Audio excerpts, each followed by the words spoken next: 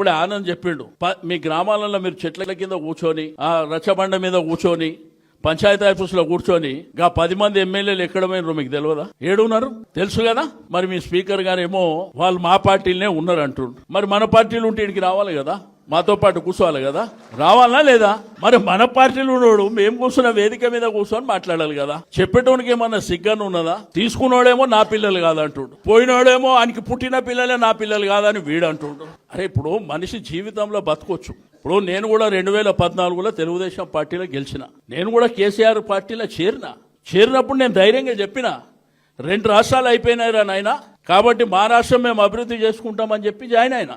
కానీ మీరు చూస్తే నిన్న మొన్న టీవీలలో చూస్తే నేను కాంగ్రెస్ కాదు నేను టీఆర్ఎస్ లోనే ఉన్నా, ఇంకొకడు అంటాడు నేను ఏడున్నా ఆడనే ఉన్నా. అరే నీ అమ్మ మీద ఒక బతికేనా మనోళ్ళు అంటారు కదా, ఈ బతికే బదులు బాయిలో పడి జావుండ్రా బిడ్డ అని. అట్లా ఏమైపోయిందంటే ప్రజలంతా అమాయకులు, మేమే చాలా తెలివిపరులం అనుకుంటున్నారు. మీ స్పీకర్ గారేమో మరి విచిత్రమైనటువంటి తీర్పు ఇచ్చిండు. లేలే వీళ్ళు మా పార్టీ కాదు టీఆర్ఎస్ పార్టీ. మరి నేను స్పీకర్ గారికి మా ఆనంద్ గారికి చెప్తున్నా, రేపు పొద్దున స్పీకర్ గారి దగ్గరికి పో, మా వాళ్ళని 10 మందిని కండువేసి పంపిస్తారని చెప్పు.